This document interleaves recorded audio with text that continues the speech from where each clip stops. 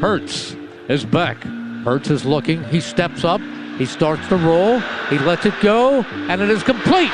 First down. They got it, A.J. Brown. This is not in the playbook, by the way. How do they do this? They say, I guess, a win cures all ills. You know, getting a win in the way you guys did it, showing resiliency. Do you feel like this team is kind of, I don't want to say back on track, but maybe getting to the point where you want to be here late in the season? Yeah, I think that's a constant quest. There's a constant quest in that. I don't think there's a point where we'll arrive anywhere. Everybody has the same goal, but it's just a journey of it every day. Coming in here trying to get better, you know. Hey y'all, today we have Ed Kracz on the Honorable Mention podcast. He's a reporter for Fan Nation, Eagles Today, which is an SI channel. He's been a full-time Eagles writer since 2011. Ed, we were talking about this before, but this could potentially be the Eagles' last home game of the season. They decided to practice indoors. What are like the advantages that a team is looking to get at by doing that, do you think? Well, I think it's more just the weather. I mean, it's just been so crummy here in the Northeast, with all the rain, and the field is soaked, and they're trying to get guys through some injuries, so it's probably a little safer to go inside where it's dry. You can also incorporate as much noise as you want. You're kind of inside with the dome on and everything. So not that that's a big issue playing at home, of course, but it certainly was when they went to Seattle and, Dallas. They practiced inside and were able to control the noise. But I think this week it's just been the weather, to be honest. I know last week when they played the Giants leading up to that Christmas Day game, they were outside. So if it wasn't raining and the field was dry as could be, then they would have probably been outside. Okay. Well, so a lot's been made about the Eagles' offensive struggles, but actually over the last 3 weeks, they've been converting about 52% of the third downs. Hurts over the middle. He's got Goddard for a first down inside the 4. What are you seeing from Johnson over that period that's leading to that increased success that you'd say? Yeah, they are leading, but they didn't do a real good job during that 3-game losing streak. Of course, they didn't do a good job, in anything. Oh, really. Yeah, of anything. Yes. Yeah, that 3-game losing streak hit them, pretty hard, and they didn't do a lot of things well. So, they've been better at it for sure, and they've been pretty consistent with it all year. And like you said, 52% is pretty darn good. They led the league in third down conversions last year, I believe, and that's really the only similarity between this year's team and last year's team, to be honest, is their success on third down. And I think some of it obviously has to do with getting in second, and third and short, manageable, like a 3rd and 4 or 5. Certainly a lot easier to convert. But, having said that, I mean, they converted that 3rd and 20 against the Giants, which was a huge play in the game. I mean, it came after the pick 6, and, you have to punt there, and the Giants just, who knows what they do with all that momentum. But, Hurts climbs the pocket, finds A.J. Brown, lofts a really nice pass over Isaiah Simmons, and, Brown's over in front of the Giants bench trying to get as small as he can at 6'1", 225. He wants to be invisible so nobody sees him hiding over there. Right.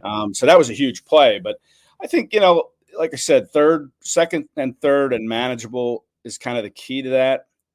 You're not going to convert 3rd and 20 very often, or No. 3rd and, double digits. That's going to be a tough conversion.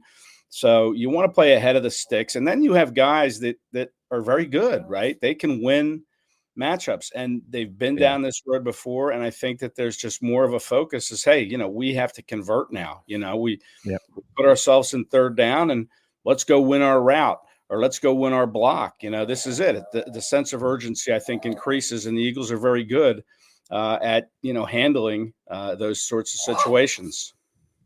Absolutely.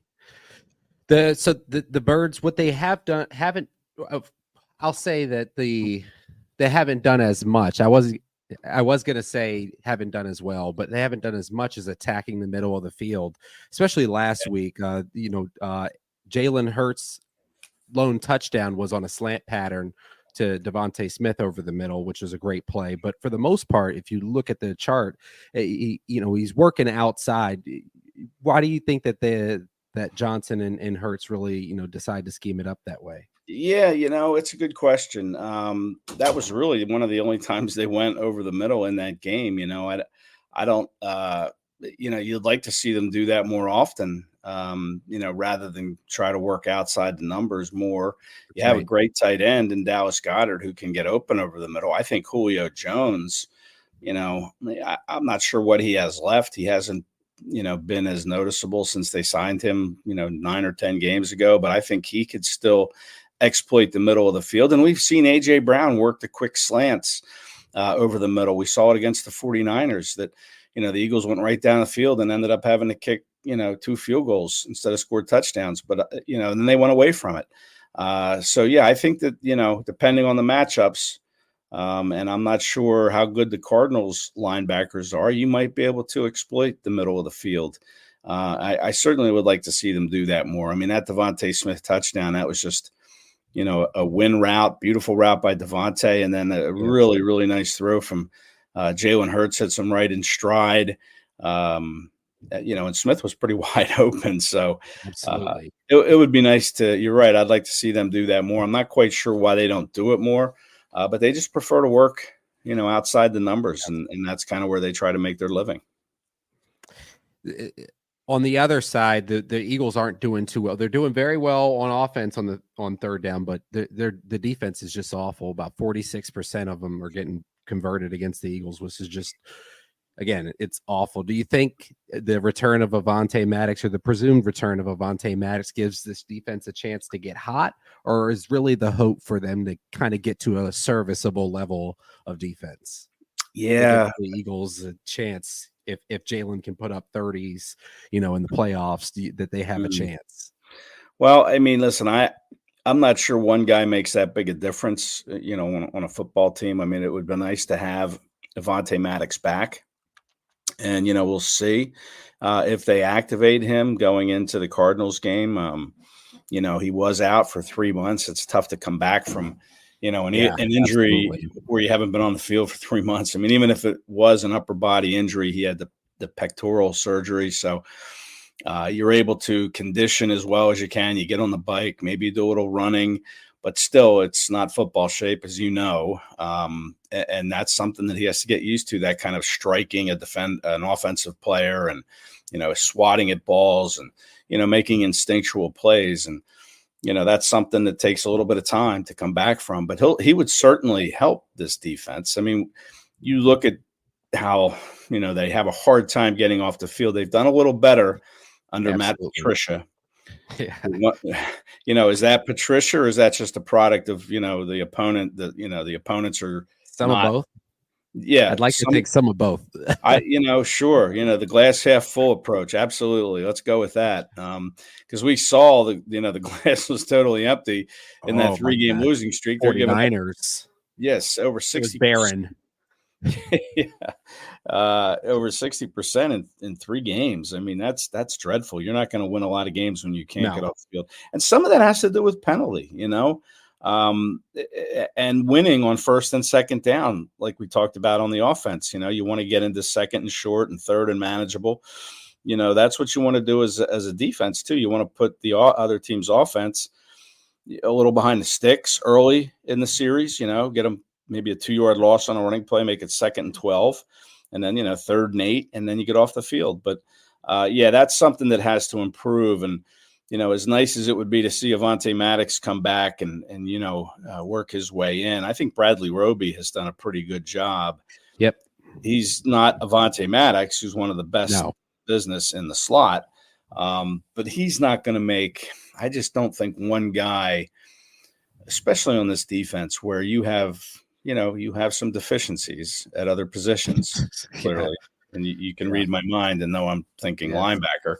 I mean, that, it would be nice to get him back, but I don't think one guy as good as Maddox is going to make the difference on third downs. It might help a little bit might help. Yeah. I think he can make a reasonable difference because I think that the Eagles don't have their corners travel. They kind of let Bradbury take a side. Slay's not here, but they'll have Ricks. They're not having a CeeDee Lamb, those guys travel with a CeeDee Lamb or these other guys. And so I think, that middle of the field, like we talked about against the offense, I think very vulnerable. I mean, I guess you are right that Bradley Roby has improved that. I just think having Avonte Maddox could make not like, it's not like we're talking about Deion Sanders isn't coming back. So I'm not going there. Yeah. I'm just, and maybe he makes it. Maybe one guy does make a difference if you're, Deion. Oh yeah. Number one defense in the league. Yeah, even without the toes that he's had amputated, he'd probably still make a difference.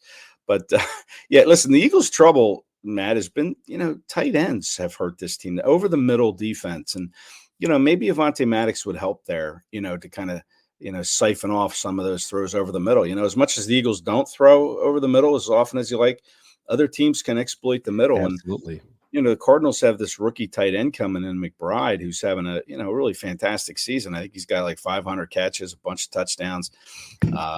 He's somebody that you're going to have to pay attention to. And I think Maddox could possibly help in that regard if he were to come back. Certainly it wouldn't hurt. So, he's not Deion, but he would help. Absolutely. So this year, Josh Sweat is really saying, he's winning, he's beating his guy, he's getting pressure on the quarterback. So he's not really worried about the fact that he's only got 6.5 sacks. Are you more concerned that the Eagles have dropped more into the middle of the pack, only, getting home about 40 times this season? Yeah, absolutely. I mean, listen, I'm a big sack guy. I know sacks are sometimes a product of, whoever gets them could be, pressure up the middle, forcing a quarterback outside and the DN gets one or vice versa. But yeah, I love sacks. I think there are huge momentum plays in the game, and the Eagles haven't done a good job of getting them, not all season on every down, but third downs in particular are pretty glaring. I mean, they've only got, I think, 11 third down sacks this year. They had 32 of those last year. And that's when you want to get home. That's when you want to, really step on a quarterback at that point, is bring them down on third down, demoralize them. Pressures are nice, but that's not a stat that you see when on the back of the bubblegum card, so to speak. You don't see pressures. They're nice. And, they make a sack won the Cowboys game. Josh Sweat getting pressure on Dak Prescott in the first Cowboys game didn't change that game. The fact that they sacked him on that third down and pushed him way back, that made the difference. Yeah, I think, I mean, Sweat saying that, okay, you're getting pressures, but come on, man, bring the quarterback down. Get him That's down. They pay those guys. They don't pay him for pressure. I'm with you, Ed. I think it's. I wanted to get your perspective on it, but I that read to me like I don't know. I don't know. Yeah, it almost, and these guys don't make excuses, but it almost sounds like an excuse. Hey, I'm pressuring guys, but you're not sacking them. You're not bringing them down. That's a very important part of your job. Like the pressure's not getting us off the field on third down. Right, exactly. Or if it's it's just it's something that needs to improve. And if you're Josh Sweat, I mean, he hasn't had a sack, I don't think, in maybe 6 straight games. It's been a while. You're right. It's been a while. So, he had 11 of them last year. And, the interesting thing about Sweat, you mentioned Sweat, is ever since he came into the league in 2018 as a 4th-round pick, his sack totals have gone up each and every year. He had 7.5 2 years ago. He went to 11 last year. I think he had 5.5 the year before that. He didn't play much as a rookie, so he had a low sack total. But every year it's gone up, and this is going to be the first year it hasn't, unless he has, he's got 2 games left, and he's what has he got? Defensive player of the week, back-to-back weeks to end the season. Yeah, that's pretty much. I mean, he's going to need to get like 3 sacks in these final, couple games here to continue that streak. But not probable. Boy, if he does, then man, you're feeling pretty good about the Eagles going into the playoffs. Wow. You're putting a lot of people's minds at ease, because right now I think people are a little uneasy about the lifespan of this year's Eagles team, how long they can survive. And Sweat, he's a big part of it, man. You got to get that quarterback to the ground. You can pressure all you want, but let's bring him down. Those sacks are huge momentum changers in games. And if you're at home, the crowd loves them. The crowd loves when you put the quarterback on the ground. So, yeah, they need to do more of that for sure. And Josh Sweat certainly has to up his game. Fletcher Cox has done a nice job. He's got 5 sacks. I think they should bring Fletch back next year. And Sweat's coming back. So, yeah, I mean, Sweat's a good player. There's no doubt. I mean, yeah, he's pressuring, but get a sack here and there. Got to get home. We need you to get home. Or the team would need you to get home more. I would definitely agree. We'll be right back after a quick commercial break. Would you agree that getting a win in that process makes it a little more, enjoyable or a little bit more, determined to keep going? Yeah, I mean, we play this game to win,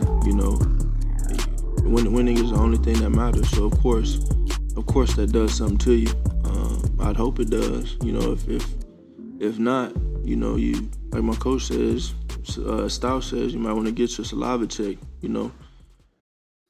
All right, we're back. Ed, you asked Jalen Hurts after the game about his familiarity with Jonathan Gannon, or during the week you asked about his familiarity with Jonathan Gannon, and he said that goes both ways. Who do you expect really to get the better of that matchup? Well, I would probably say Gannon would probably have an edge here. He was in that building for 2 years. He studied that Eagles offense because his defense was going against it every single day in training camp and practice leading up to games. I know it's a different defense that the Eagles have, but it's the same offense, more or less. I mean, you have a new running back. Miles Sanders isn't here. Isaac Seumalo is not here. So you have a new guard in Cam Jurgens. But Jonathan Gannon knows Cam Jurgens. He knows Jason Kelce. He knows how Jeff Stoutland likes to protect and to scheme. He knows that offense. He knows Goddard, Brown, Smith, and Jalen Hurts. So I think it's an advantage, Jonathan Gannon. Now, does he have the talent to execute what he wants to have done from his defense? I mean, he's got some pieces, but I don't think he has enough. But still, I think Gannon's knowledge of this Eagles offense is advantage to Jonathan Gannon. What's the path to the Cardinals leaving, Jonathan Gannon getting on the bus, victorious, leaving the link? So you want me to give them some bad mojo here and tell you how I think they win this game? Listen, man, the Eagles need this game, right? I mean, they want absolutely. They could still win the 1 seed. Yeah, that's true. A bit of a long shot, I think, but they would just need the Rams to beat the Niners in Week 18, and then the Eagles win out, and then you have the Niners at 12 wins, Eagles at 13 wins. That's true. Losing to the Ravens certainly helped the Eagles' cause. The 49ers losing to the Ravens. So, yes. But listen, I think the 49ers are pretty good, and I'm not sure. They're damn good. Who do they have this week? They have the Rams. Like they have the Commanders. I mean, that's over. So you leave them at 12. The Eagles get to 12 this week, and then the next week, the Rams, the divisional game that may be a potential prequel to a playoff game, a divisional game. You'd love to knock them off and get some good mojo, like Patriots Giants 2007. Yes. Yeah. Last game of the season. So. Right. I mean, I guess. Yeah, sure it is. But it starts with a win. And, I've said this before with the Eagles, and I said it when they lost to or when they played the Giants. They can't afford to beat themselves. Yes. That's how they lost to the Jets, and that's how they almost lost to the Giants. I mean, that was a much closer game than it should have been. So to me, that's how the Cardinals win this game, is if Kyler Murray somehow can be the Kyler Murray he was before the knee injury. He's getting a little better each week. It's tough to come back from those ACLs. But I think if the Eagles beat themselves, I mean, if they turn the ball over, and that's something that really has been kind of a thorn in their side, right? 21 turnovers, I think it is, maybe more now. They're -6 or 7 now in the turnover ratio. I mean, winning football teams don't do. If you look at some of these statistics, you flat out, you don't give up 46% on third down, and you don't turn the ball over and have this kind of differential. You're on the plus side of these things. It's unbelievable. They have 11 wins in spite of that. Yeah, you're right. Because that's a huge indicator on whether you're a playoff winning team or someone that's already planning for the draft is the turnovers, and that's how they lose this game, Matt. I think is if they beat themselves and penalties have really hurt them. So if they continue to make stupid penalties, especially on offense when you're false starting, when the crowd is deathly silent, you should not be false starting. Right. You can't do it, and you can't turn the ball over. That's how the Cardinals can win. And Kyler Murray, if Kyler Murray is able to hook up with Trey McBride, I think that's his name, right? Trey McBride. If he's able to get to that rookie tight end, and they have speed at receiver with Hollywood Brown and Rondale Moore, which could cause the Eagles some problems. So, the Cardinals certainly have what it takes to beat this team. You just hope that, hey, they're 3-12. You hope that, the Giants were still playing really hard. And I think that's because it's an NFC East game. It's a division game. The Eagles have owned the Giants. So I think the Giants were really, hey, we're not going to go away. But I think if you get up on the Cardinals, they might, you never know. They might just say, you know what? They might fold. They might fold. Because you got to get up, though. Right. You got to get up. You have to come out quickly. And I like when the Eagles lose the toss because then they get the ball. And I like getting the ball. Right. And if they win the toss, they're not going to take the ball. But I like getting the ball right out of the gate. Boom, march down, take a 7-0 lead, and put the other team on their heels. I like that strategy. Sirianni likes to play like that. He likes to do that, but you can't do that with this defense. This defense needs to be protected, and Jalen and the offense can protect them a lot more. With what they did in the fourth quarter, they're pounding the ball as well, eating tons of clock. Keep those guys on the sideline as much as possible. And that's an analytics thing. A lot of coaches do that. A lot of coaches defer because it's, you can score late in the first half and then you get the ball to start the second half. So it's kind of like a 2-for-1 deal. And the Eagles, that's what they try to do. And, they probably would have done it against the Giants. They kicked the field goal at the end of the first half, and then they come out to start the third quarter, and Olamide Zaccheaus gets ragdolled into Boston Scott, who fumbles the ball, and the Giants get it. And, there go your chances of trying to score to start the second half. But a lot of coaches do it. I like to get the ball. Give me the ball. Let's go down, put 7 up, and boom, we're off and running. And you get to call the game from a defensive perspective. You get to call the game differently with a lead. You get to send those defensive linemen after. You can feel more comfortable putting Brandon Graham at defensive tackle because you know that more than likely that they're going to be passing the ball. So, right. But it will be sweet to put on that T-shirt. But in this case, what got to happen this week, because we still got the number 1 seed that we could get, and hate to say it, but I hope something happens.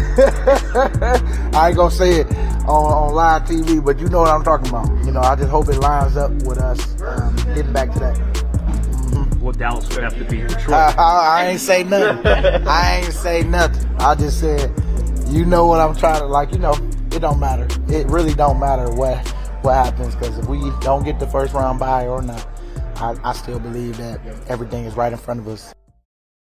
Some of the folks who listen to this may have already may be listening to this after the Cowboys game has passed on Saturday night. But who do you think comes out on top of that? The line has come down about a half a point to 6.5 to 6 from 6.5. So who do you think wins that game? Can I let you know Sunday? Like when some of the people who might listen to this will be listening and already know the outcome. I'll let you know Sunday. Okay. No, the Cowboys have been unbeatable at home. What 15, 16 in a row now. So obviously, they're going to be favored. But, one of the reasons the Cowboys are so good at home is that they got the fast track. They have that turf field. A lot of teams play on grass now, but the Cowboys aren't one of them. Cowboys play inside on a turf field also. So maybe that speed is kind of negated a little bit that the Cowboys usually have on that home turf. So, the Lions can go in and win there. They've won in some tough places. They opened the season winning in Kansas City, which at that time was a huge win. The Chiefs haven't looked as good, obviously, but, starting the season, Chiefs were the Super Bowl champs, and the Lions went into Arrowhead, tough place to win, and won. So, it's not like they can't win, but I just can't see the Cowboys losing. They've lost 2 in a row, both on the road, and they're just about unstoppable at home. And that's why if you're the Eagles, you don't want to have to go to Dallas in the playoffs and try to win there. You want to make them go on the road. But I think Cowboys kind of find their footing. What's this point spread? Six points, 6 points. Almost a touchdown. 6 even, yeah. Yeah, I don't know. I think the Cowboys cover that. I think the Cowboys win and they cover. Yeah, a lot of in an interesting turn of events. In fact, many Eagles fans this week are rooting for them to beat the Lions because it helps the Eagles with seeding. Yeah. So it's an interesting, weird weekend. Weird stuff happens in week 16, 17, 18 in football when seeding's at stake. Yeah, you're right about that. You're right. It's going to be weird, Eagles rooting for Cowboys fans. It's like you got to look out your window and make sure you don't see a pig flying by or, cats and dogs getting along, the old cliches, because that doesn't happen often where Philadelphia Eagles fans are rooting for the Dallas Cowboys to win a football game.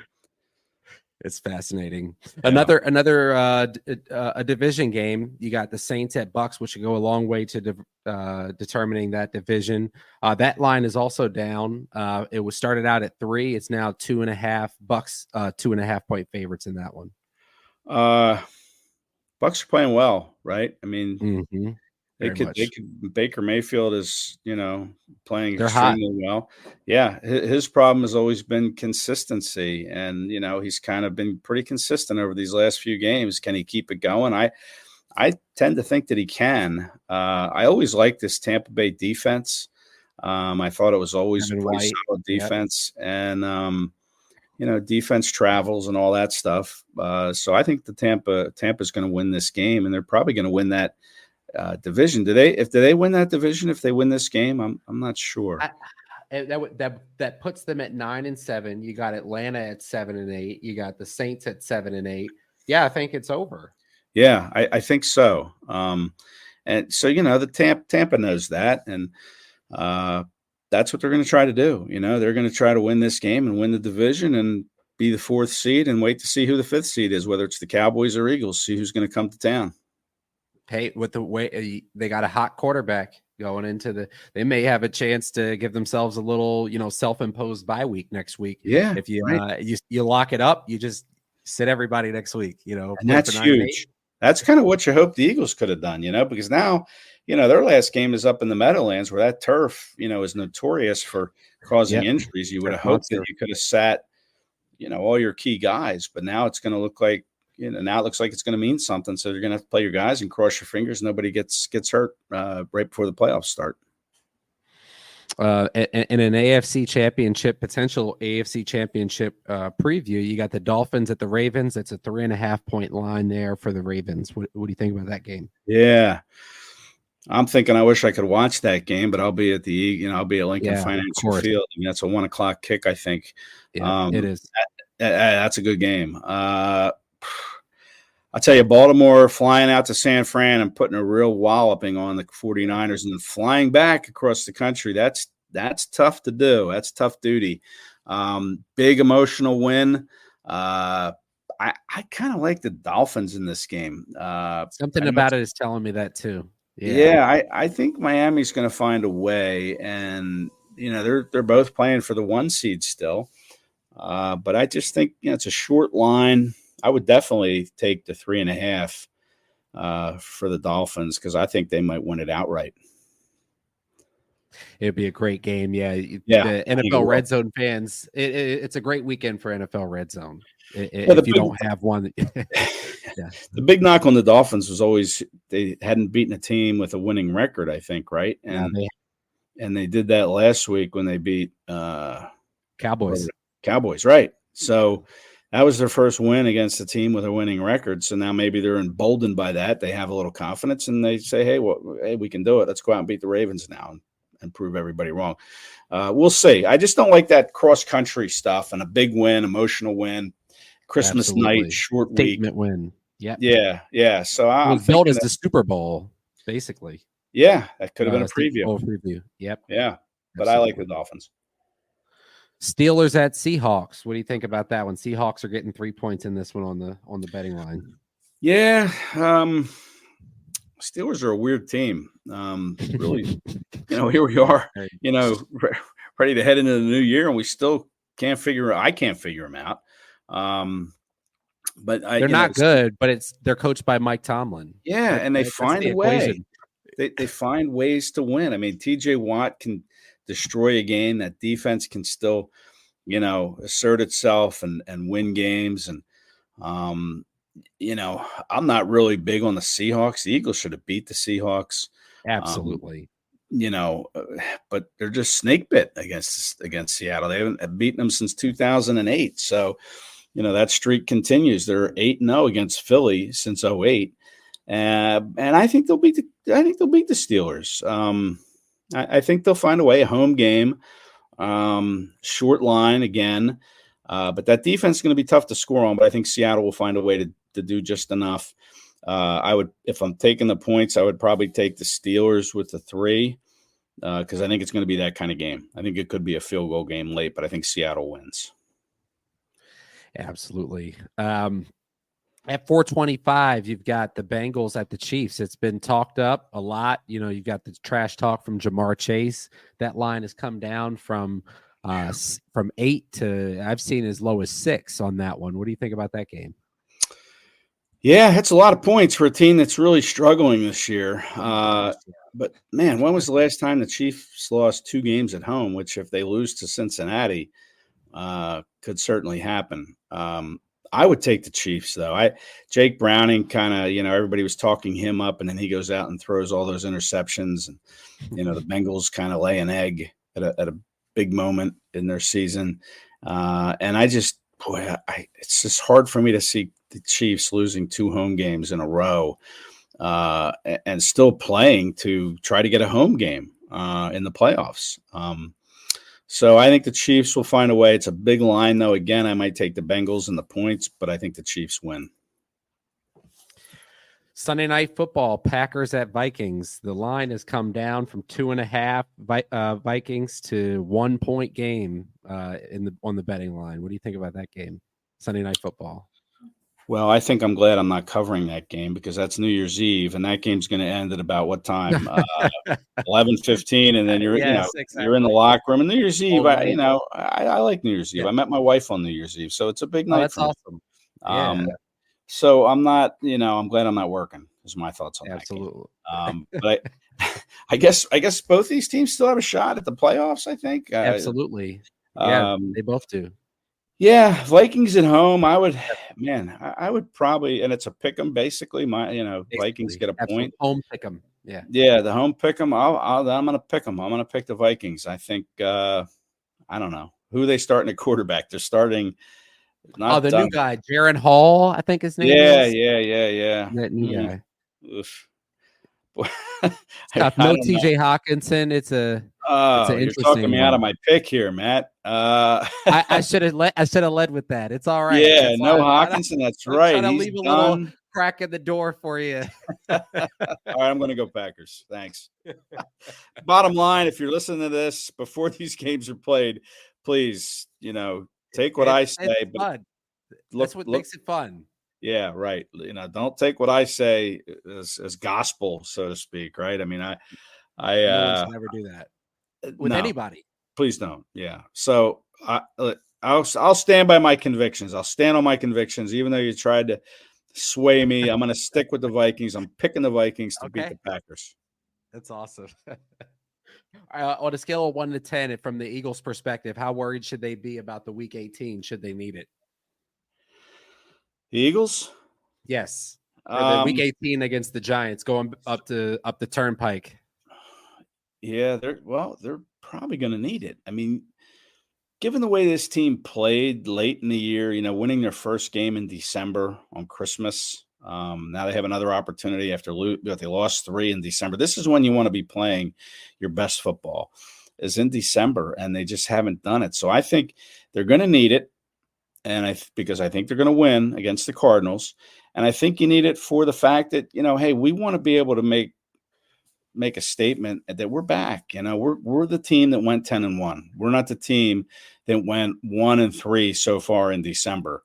We're the 10-1 team, and I think that's an important game in New York. And like I said, you hated to have it come to that because that's such a bad field. It's like the old Veterans Stadium turf. I mean, Yes. players don't like to play on it. And, now you're going in there. I mean, Jalen Hurts has been hurt on that field. Yes. So what you said about the Seahawks, I mean, if the Eagles beat the Seahawks, all things being equal, the Eagles could be potentially talking about locking up the 1 seed. In spite of losing to the Niners, they would still have the chance to lock up the number 1 seed without all of this extra heartache. Yeah, right. And, you hope that it doesn't come back to bite them. So I think it's still going to be a big game. I think everything is still going to be out in front of them because I think they win. I think the 49ers win. So you got to win, right? And hope the 49ers lose to the Rams, and then you get the number 1 seed. So it's going to mean everything. And I think that the Eagles are going to have to play everybody because it's going to mean everything. So that's unfortunate, but it is what it is. It's worth a week. You play hard to get a week off and say so your valuable. prayers. And play all your games at home. You only have to win 2 games at home to get to the Super Bowl. Absolute. That was the path they took the last 2 times they made the Super Bowl. Well, no, the last 3 times they made the Super Bowl, that was their path. 04, 17, and 22. Yeah, 04, they were the top seed. Yeah, so 3 straight times to the Super Bowl they've gone through as the number 1 seed. So obviously a big advantage. Getting that week off, especially in a 17-game season now, like that didn't exist in 04 and that didn't exist in 2017. I mean, that extra game means a lot. Matt Patricia talked about that this week and how it's only a game, but it does mean it is a lot more for the players in terms of their mentality and their physicality and all that stuff. So to have that extra week off is huge. And unlike 17 in 2004, that number 2 team gets dinged because they have to play another bruising week of football, playoff football, while you're sitting at home. So it makes it even that more precious. So. That's right. Ed, thanks for making time to be on. Hope you get some rest and old lang syne and all that good stuff with your family. Yeah. Happy New Year, everybody. Happy New Year, Matt, to you and your family. Hope it's a healthy and safe New Year. Absolutely. Take care. Knowing that you're going up against Coach Gannon this week and with his defensive mindset, does that change any approach for you guys? Does it make you bring a different, set of expectations to the table? It's the next game. Again, it's the next game that all that stuff, the history, the relationships, how he was here with us too.